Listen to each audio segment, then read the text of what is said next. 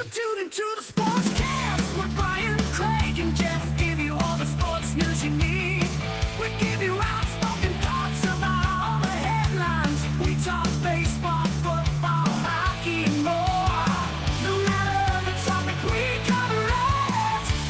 Get ready for the show and keep it outspoken. Keep it outspoken. We keep it outspoken only on the Sportscast.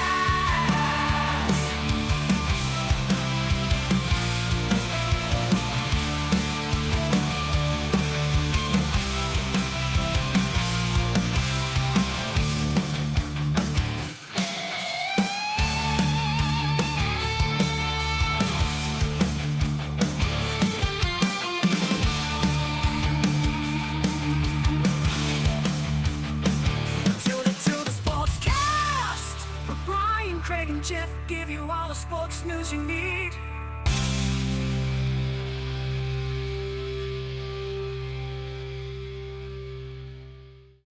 All right, guys, welcome in. Watson's Playbook, episode 46, guys. Got a pretty good show for you today. Jeff has been super busy with work, so I went solo last week. This week, I got a good buddy on. Casey, how's it going, buddy? Great. How you doing, man? Been doing fantastic. I've been on vacation this week and next week as well, so just been packing up some things at the house. And how you been? Pretty good, man. It's definitely a busy time. Work's keeping me busy, and also my two kids. So I know how that goes. yeah, you got it a little bit worse, I know. Yeah, worse, more blessed. Well, it depends on what day you're talking about here, but. Oh yeah, I totally understand. All right, let's go ahead. We're going to jump into the spotlight of the week this week, and we had a blockbuster trade, I guess you could call it, happen over this last week. As the Jets trade Sam Darnold to the Carolina Panthers. The Jets got a sixth rounder in 2021 this season, and then in the second rounder and a fourth rounder next year for Sam Darnold. This kind of puts the speculation of what the Jets are going to do, what they're planning on doing. They're moving forward, looking with they got the new coaching staff coming in. So we know they're going to draft their future quarterback coming up. And my bet is they mostly go with Zach Wilson out of BYU, which Casey and I are BYU fans. And I didn't watch much of Zach Wilson in college. Did you get to watch a lot of his games? Oh yeah. Definitely watched a lot of his games. Grew up a BYU fan. I actually work at BYU now, so see a whole lot of them. And so, yeah, I got to watch every single game he played last year and this year, and almost every single game that he played in his sophomore year, or that would have been his freshman year. So, yeah, I had a pretty good feel for him. Kind of surprised that he is where he's at now, especially the jump from his sophomore to junior year. But I think he's got an incredible arm and will be able to develop if he gets the right coaching and the right team around him. Ryan, with the Jets making this move, we know where they're going, and we still didn't know when they get the new coaching staff in here if they still believe in Sam Darnold, which Sam Darnold is only 23 years old. So 22, 23, he's still young. I still think he has potential. We'll get into that in a little bit here, but yeah, they're going to draft Zach Wilson more likely, and Zach Wilson's stock has gone up drastically over this offseason and kind of seeing where the quarterbacks are going to fall. And I do think they take him, and hopefully with the new regime, because the Jets have been a poorly run organization for a long time, and that's why it's hard to really tell if Sam Darnold is not a good quarterback, or is it just because he's been in, with a bad organization. Now, Sam Darnold, his greatest year was 2019. He threw for over 3,000 yards, 19 touchdowns. He had 13 interceptions with a QBR of 84. His career rating, QBR career is 78. That's not great. It's not horrible. It's something you can see, that you can work with as a quarterback. The Carolina Panthers, I'm not a big Teddy Bridgewater fan. I guess they weren't either. Last year, he threw for 15 touchdowns, 11 interceptions. He had 3,700 yards. they decided to move on from Bridgewater. Bridgewater stepped in for Drew Brees with the Saints, and they won games, but Bridgewater really wasn't. To me, he's a bus driver. He's not a guy that's going to go and make the spectacular throws and win you games. So they're moving on from him, and they get Sam Darnold at a very good price, a very reasonable price, especially for his age that Sam Darnold is. This might be, if you're a Carolina Panther fan, to me, I'm not jumping over the hill, jumping up and down for this trade, because to me it's not a blockbuster quarterback, or they didn't trade for Russell Wilson here, or they didn't move up in the draft and get a guy, because the Panthers in the 8th spot this year could have moved up and get one of these quarterbacks. There's 4 or 5 quarterbacks going this year. They have a first round draft pick, kind of still wondering where they're all going to fall, and they could have moved up and did that. They decided not to. It's good value with this trade. Like I said, Darnold's only 23 years old. Do you think there's much left in Sam Darnold?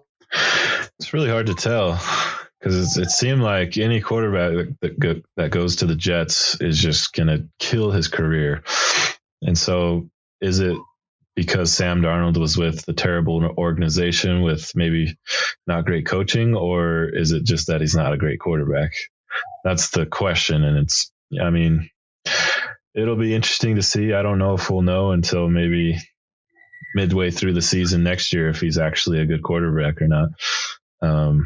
I think he'll have a lot better weapons in Carolina. Throw into guys like Anderson, have McCaffrey in the backfield. He's going to have a lot more support. And so if he can kind of be a little bit more of a manager and not try to do too much, I think maybe he could be a decent quarterback, one of those mid-tier guys. But I guess we'll have to wait and see. Right, and that's what Carolina's hoping for. Him and I believe Robbie Anderson work together. Robbie Anderson's from the Jets, so they got some chemistry there. You're right; he does have more weapons here with Robbie Anderson, Christian McCaffrey, and DJ Moore. Running into Matt Rule's system coming out of Baylor, his first season last year, and he did good. He's got a good offense. He's a good offensive-minded coach, so we'll see if he can pull it out. But that's what they're hoping for Sam Darnold, is that they still have something in them. And I always ask myself, who won this trade? And it all comes down to that question, right? Do you think Sam Darnold has any more left in the tank? And I do think he does. I think he has more left in the tank. I think he just played for a bad organization with bad coaching, and they didn't put a whole lot around him. Now, the Panthers, with this move, it doesn't cost them much, and they can restructure.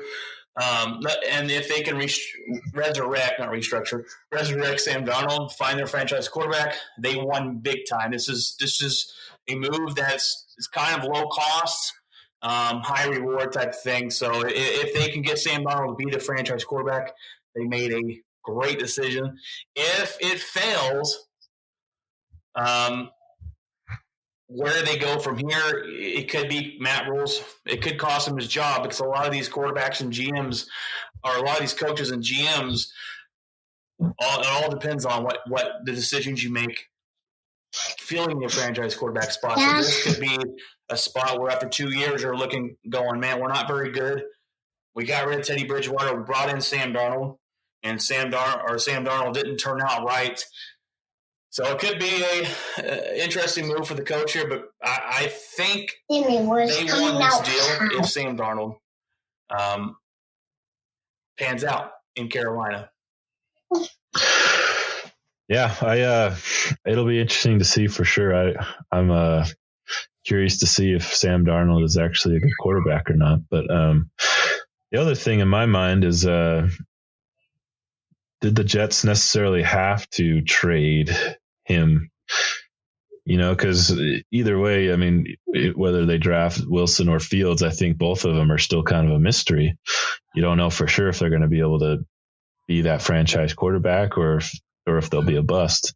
And so trying to, getting rid of someone, especially since he had one year left on his rookie deal, that could have maybe kept him as either a decent backup or somebody that can mentor one of the 2 draft picks before they take the wheels. But my thought to that is maybe the Jets are going to go get a veteran quarterback in free agency that they could have mentor their guy. Or that seems the most logical now. But it'll be interesting to see.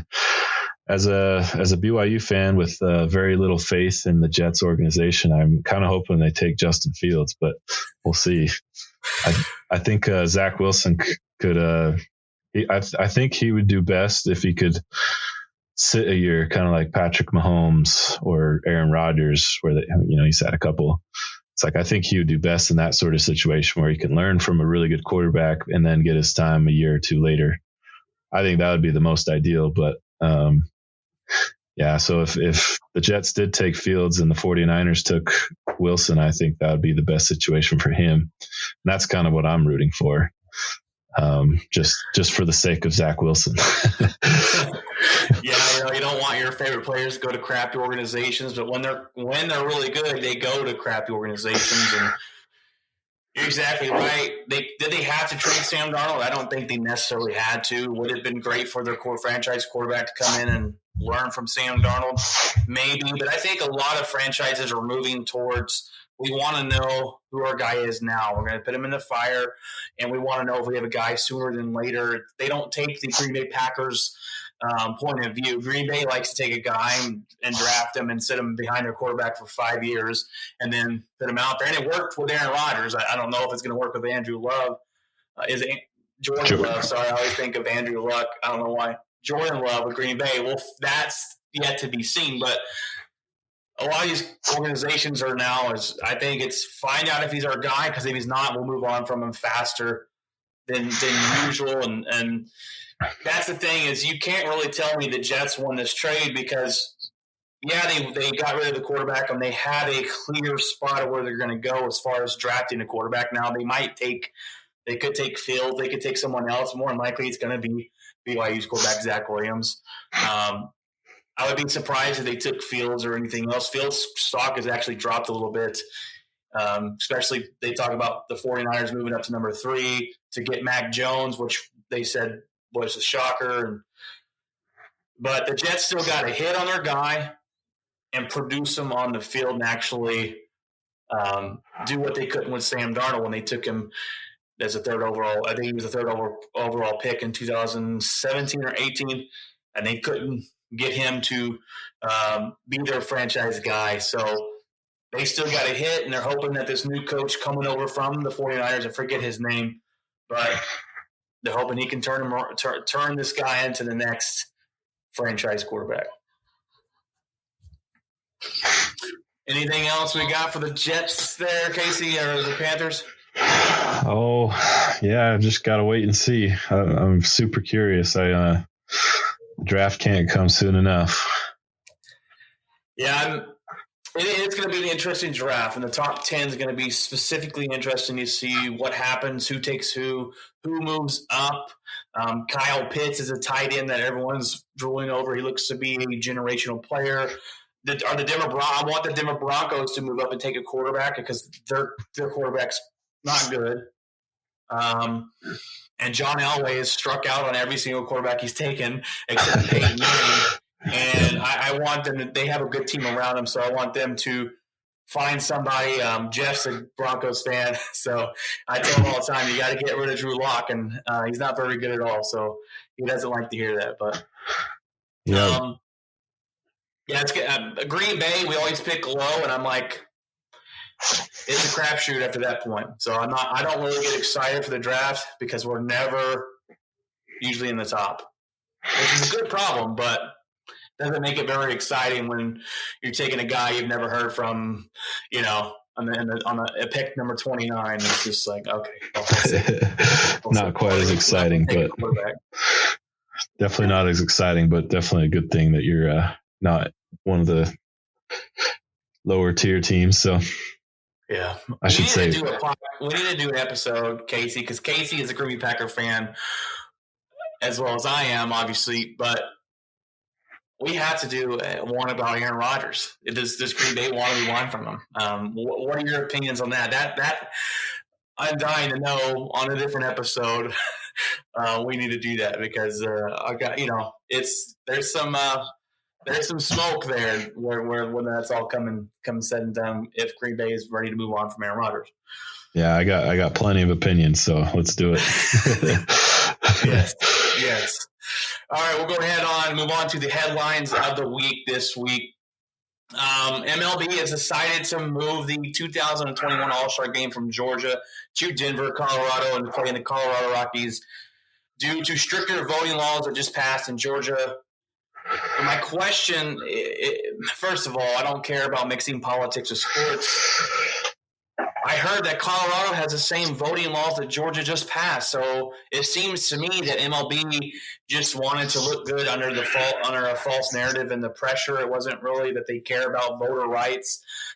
They just wanted to move to maybe look better. But the Colorado Rockies and the state of Colorado, or whatever, has the same voting laws that Georgia just passed. So I don't really understand the move other than a publicity try to be on the right side of whatever. But yeah, it's just they succumb to the mob. That's basically all it is, and it's pretty dumb.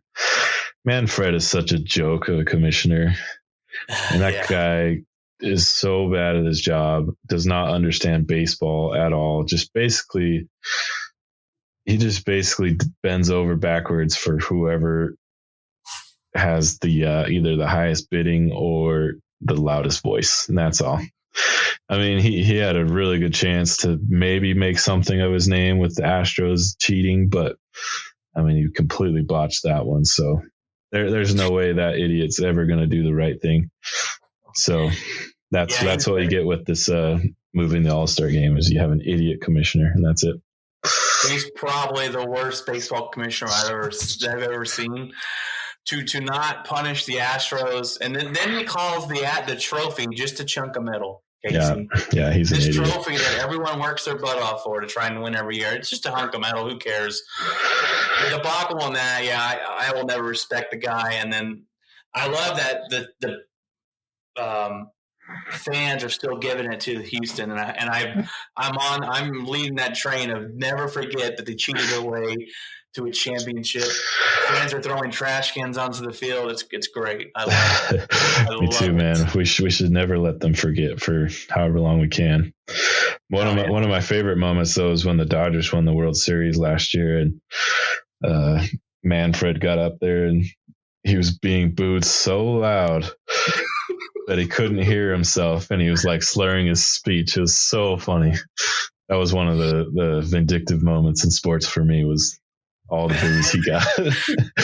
Yeah, Rob Manfred's an idiot, man, and I'm excited about baseball starting. I'm not excited to watch the Texas Rangers. They're my baseball team, but they're trash. They suck. I'm angry at the organization. I'm going to get into all that later. So I'm not excited about watching them. I'm excited to see that baseball's back, and I don't want to go to a Ranger game just because I just don't want to waste my money. But if I do go this year, Casey, I'm going to go to, 1, see the new stadium, and 2, to boo the Houston Astros. Awesome. That's worth it. I'll go to a Ranger game this year. Yeah, I really want to see that stadium. I'm going to have to make a trip this summer. Yeah, hey, you better call me up when you do. Yeah, I for sure will. Yeah, the Rangers, man, I'm so mad at them. And what do you think of the hiring of Chris Young to be their second general manager? What do you think that is? Well, I guess I understood with John Daniels. I mean, they were supposed to have been done with the rebuild by last year, and last year didn't work. Core players weren't doing great. They had terrible contracts that they, for some reason, decided were good ideas and weren't working out. The owners were becoming less and less trusting of them with their money. And so it just made sense. He didn't really deliver on what he was supposed to. So with the new GM, I guess time will tell. I don't really know enough to be able to judge him yet, but yeah, it's probably going to be another 3-4 year rebuild. So we gotta. I think our minor league system is like towards the bottom. It's bad. So I mean, we're probably going to have to trade for some guys or have some guys step up. But here's my two main issues with the Texas Rangers. Is one, Josh Daniels admitted to not going all in on the rebuild. They didn't go all in on it. And that's just ridiculous. You can't be halfway in, halfway out. And so this rebuild has gone on too long, and now we're in the middle of another rebuild. Number two is the guys that they told us were going to be our base to start a foundation to build this roster, as in Ruben Odor and Nomar Mazara and Andrews and all these guys. They're nothing. Ruben Odor is not even an average baseball player. And thank gosh we just traded him away. That's in the break. That's in the news this week. We traded him to the New York Yankees. Ruben Odor, and the Rangers will pay $25 million of his $27 million contract. So Nomar Mazara goes to a team that he was batting number 3 or 4 spot in our lineup, and he goes to I don't know what team he went to, but when he goes over there, he's batting their 7th and 8th hole. Like, these guys that they've said were going to be our great guys have completely fallen apart. So here's my only hope for this season. Well, there's 2 hopes I got for this year for the Texas Rangers. Is one, we see the young guys step up, as Nick Solak, kind of Falefa. Those guys step up and see these other guys come in and kind of say, hey, these guys can be starters in Major League. And number 2, Joey Gallo needs to have the best first half of a season he's ever had so we can trade him, because we're not going to keep him. We're not going to be able to afford him. And he's a guy that's hit or miss too. He'll hit 2 to 30 home runs and bat maybe a 180 batting average. He's not consistent enough for me to be considered a superstar. So I hope that he has a great first half and we can trade him away and get something back for him instead of just letting him walk out the door in a couple. I think he's still have for 1 or 2 more years, but we're not going to be able to afford him. So. Yeah, it'll be interesting. I mean, so they're 3-3. They actually just won a series against the Blue Jays, which I was kind of surprised. But the Blue Jays are going to be pretty good this year. But I mean, baseball, you never know. You could start off really good and still be terrible. But yeah, it'll be interesting. The new addition, Nate Lowe, he's been amazing so far. He's already got 14 RBIs in 5 games, and he's got 3 home runs. And so, where did we get him from? He was from the Rays. I think he was just a free agent. I don't think we traded for him, but he's been awesome. And so I think he's only 24, 25. If he can develop, if we can get Solak to continue to develop, then maybe, we say we have a good core of 3-4 guys, because Isaiah Falefa is going to be good. He's 25, 26. So it's like, maybe we see what this year is, especially with Gallo. He's got 2 years of arbitration, or this year and next year of arbitration.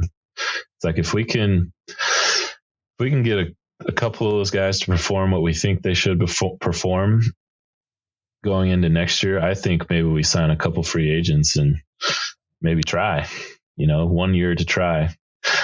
And if that doesn't work, then you sell, get as many prospects as you can. The nice thing is we're going to draft really early this year. So we got the second overall, I believe. Yep. We're the second worst teams. The thing too is that's what Chris Young, our new GM, he was a former pitcher. He used to pitch for the Rangers back in the day. That's what he's hoping to bring, because that's one thing that I've never understood the Texas Rangers is their farm system and actually drafting players and developing them. They don't develop them. And you see the Los Angeles Dodgers, a lot of those guys that just won the World Series, some of those guys they've drafted and they brought up in their own organization. And that's the way to do it. And then you add a couple free agent pieces and go on from there. But the Rangers are a long way, I think, from ever contending. They say 2 or 3 years. I don't know. I have no faith in this front office, and the ownership, I think, is handcuffed the general managers before on how much money they want to spend, and so it's just a big mess. And I have some resentment, if you can't tell, towards them. So if you do come down this summer, man, yeah, we'll have to hit it up because that would be sweet. Yeah, I would love to. Yeah, I think a couple pieces fall into place for the Rangers, and I think they could be. Do I have faith that'll happen? Not really. I like your optimism. I don't have that when it comes to them. Yeah, it'll be interesting to see. I think Nate Lowe, I think that guy is going to be a freaking rock star in the league. And so if we can make the most of him, and I honestly think the Rangers kind of need to take a New York Yankees sort of approach where we draft guys that are good to the public, that'll be good trade pieces, and then we trade for good players using those pieces. Because we've had either terrible luck or we're just terrible developing. But if we kind of had that approach where we just spend money to get the players that we want and need and just trade draft picks for the others, then or we get a guy that's come off Tommy John surgery and he pitches one inning and he's out for the rest of the year, like last year. And yeah. We always take flyers and these guys that had Tommy John. I'm like, come on, man. That was just, there's two problems that John Daniels had. Is he loved going after guys that were good and then had surgery and then putting a lot of stock in them, which most of the time I feel like it didn't work out. The times that it did work out is when they were with us and then they traded to another team and then all of a sudden they were good, which is weird. Like Drew Smiley was one of those guys who was terrible with us, but then he got traded and he was fine on another team. The other problem that he had is that he just threw contracts at people because they had 1 or 2 good years and then decided we're going to give them multi-year deals that make no sense. Elvis Andrus being one of them. I mean, Elvis was great for a couple years, but he was terrible towards the end. And it's like, why would you give a guy 10 years if you don't know how good he's going to be for 10 years? Especially a guy like Elvis, where he really wasn't that good to deserve a 10-year contract. Same with Rougned Odor. It's like that was one of the worst contracts I've ever seen. He barely had an above average year once in all of his time, and that's when they decided to give him a huge contract. His most famous hit of all time will be his punch he threw on Batista's face. That's it. That was awesome. That was awesome. So was it worth the money we're paying him? No, definitely not. I think he will always be remembered for that. But and my question too, what happened with you, Darvish? This is a guy that's he goes to other teams and he's dominating. He goes and he plays in the who did he play for last year? Cubs. Yes, he was up for a Cy Young. I'm like, what? Why were we so quick to get rid of this guy? It's the style, you know. Yeah. Go off into a Texas Ranger. Yeah, let's move on before we get too far down. Right. So we just mentioned Rougned Odor went to the Yankees, and that's thank goodness. Or I guess I'm hoping the Yankees are planning on trying to turn him into something. I don't know. Watch him be like an all-star once he goes there. I'll be pissed. I'll be upset. Very upset. Headline here is the Baylor Bears upset Gonzaga 86-70. I didn't watch this game. I didn't have a chance to watch it, but I turned it on the score and I was like, "Holy crap! Baylor is winning," because Gonzaga was supposed to be, you know, they were supposed to win it. They were the favorites, and Baylor never let them up, man. And Gonzaga pulls the Patriots where they will go undefeated and they lose the championship. So good job for the Baylor Bears in Texas to go out and win, man. That's awesome. Honestly, it reminded me a little bit of the Super Bowl where the Baylor Bears came out and they were just intense. They were excited. They were concentrated, and it seemed like Gonzaga was just on their heels the entire game and they couldn't recover. Felt the same way with, you know, the Chiefs. It seemed like they were just totally taken aback once the Bucks came out. And so, yeah, I feel bad for Gonzaga. That's, I think, their second time they've been to the championship and lost. And so it would suck to be their fans. Even, you know, BYU and Gonzaga are kind of rivals, but I still cheer for them most of the time. So when they're not playing BYU. I was open for. Well, I really didn't have two stone to throw in this match. I didn't really care who won. Baylor is a Texas team, and I do like Texas, but I'm not a big fan of Baylor after their sexual conduct issue, that rape situation happened years ago. Yeah. Kind of been boycotting them a little bit. Speaking of all that awkwardness, since I have you on, what's your take on the whole Deshaun Watson craziness? Dude, I don't know. How many lawsuits is it up to now? Like 13? No. It's at 22 or 23. It seems like every day there's a new one. It's like, if there's one or two, it's like, okay, maybe there's some, there's some truth to what Deshaun's saying, but with 22 different ones, it's like, there's gotta be something to it. So I don't know. It's pretty crazy. So when this first happened, I automatically assumed it was one or two or three. I was like, okay, this seems a little weird. The timing of it seems a little weird. The lawyer who's representing all 22 women now is a Houston Texans fan. He used to live next door to the owner of the Houston Texans. He would put up billboards on who the Texans should draft. He has a lot of ties to the Houston Texans, so it just seems a little weird. And then now there's 22 of them coming out, and I said this a while back. I'll say it again. If anything happened, even just with one woman out of these 22, then Deshaun Watson deserves to get everything, the book thrown at him. I have no problem with that. If this is all fake, then all these women should be punished. They should be have the book thrown at them. It's just, I don't know. It's hard for me to read because of the craziness. Now, there was like 18 women that came out in favor of Deshaun Watson, saying that they have never had any situation like this happen. But my question is, why does Deshaun Watson need 40 some odd masseuse? He has 22 women that says that he did something. He has 18 of them that say he did. What's going on? It's does the facilities of Houston Texans not have masseuses there? I don't know. It just seems crazy. And now you don't hear any trade talks about Deshaun Watson. My question to you, Case, do you think he's going to sit out? Do you think he's going to give up $20 million a year and sit on home? I don't think so. He's been pretty adamant that he's innocent. So, if he's innocent, then I don't think, if he thinks he's innocent, then I don't think he should.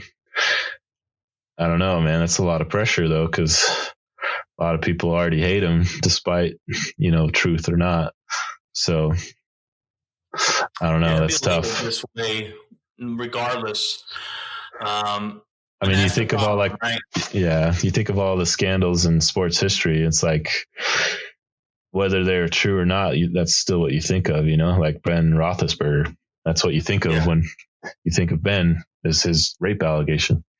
Right. It's like that doesn't ever go away, even though he wasn't acquitted, right? Or he was acquitted.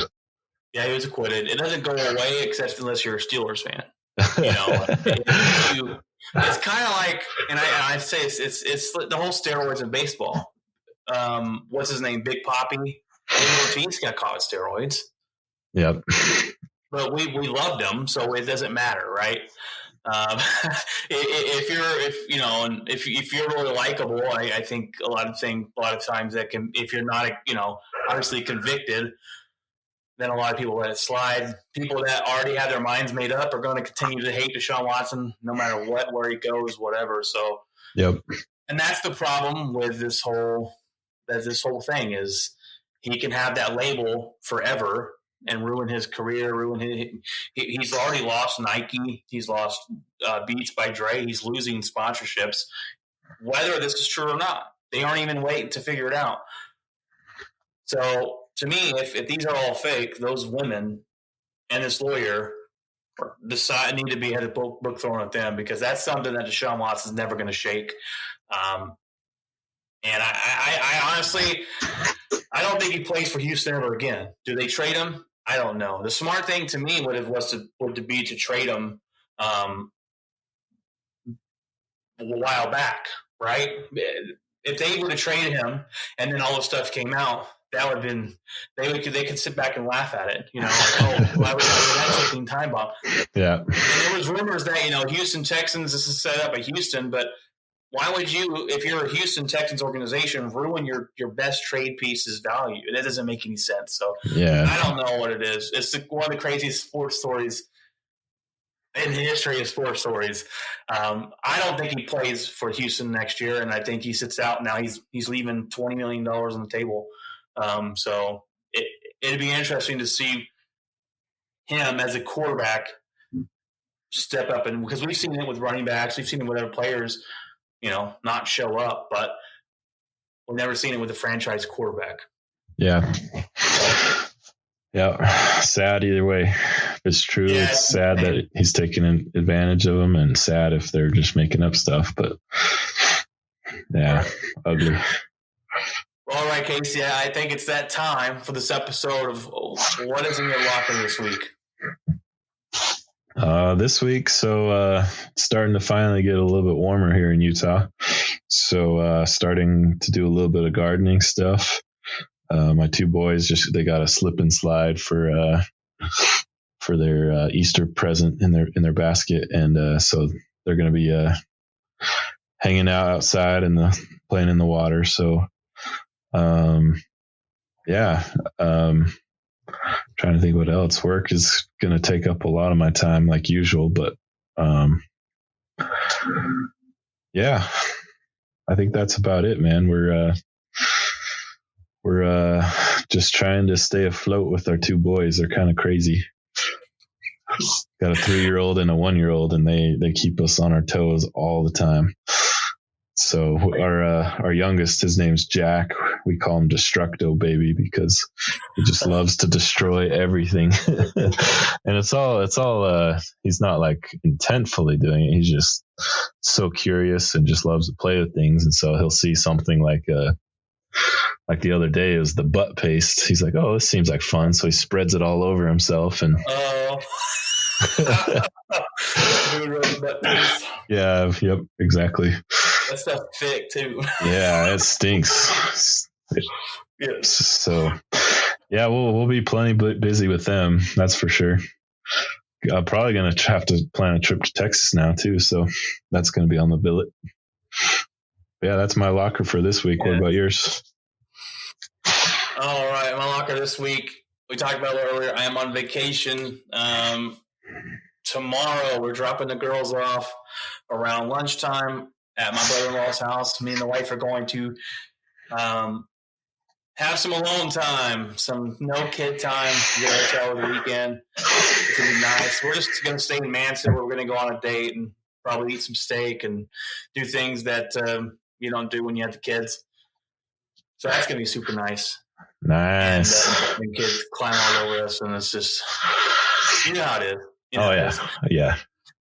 Now I don't have boys, so mine's not probably as rambunctious, but we do have Annabelle's she likes to get into everything, so she's going to be our tomboy. This week we've been doctor's appointments for the kids. They were a little behind because of COVID and everything, so we got them updated and oil changes, all that good stuff. I got the weekend, like I said. And we're still packing. We're packing. We got a closing date of May 20th. I'm hoping to get a call today. Probably not. It's just 4:30 already. To lock in our final rate for our house because they've just gone down a little bit. He texted me earlier and said they've gone down a little bit more. So I'm hoping to get the best rate possible before they go back up. And that's about it, man. So when I go back to work, I got kind of it comes with more money, but it's a different position. I'll be a swing driver, and I'll take, like, when someone goes on vacation, I'll cover their route. So it comes with a lot more stress. I got to learn the routes, and we have like 30 something routes. I got to learn them all, type thing. I'm not the only swing driver, but so I'm kind of trying to prepare for that new stress, longer hours at work. But next month we'll be moving, man, and we're super excited for that. I need to send you pictures of the house. Yeah, do it. Please do. Different stages. So they're bricking it right now. So, but yeah, it's we've been busy just packing. You know, we started packing up some things. And we're like, well, we really don't have a whole lot of stuff. So that's good. And then when we move, we're going to buy all new stuff, new couch, new appliances, and all these stimulus check that Joe Biden keeps paying us. That's what we're going towards, man. Sweet. So, yeah, we've saved them all, and it's gone to all towards the house, and so sweet, awesome. Can't complain there. No. Can't complain there. Except when our kids got to pay back the trillions and trillions of dollars. Yeah. That's their problem, not ours. Yeah. Kids. Yeah.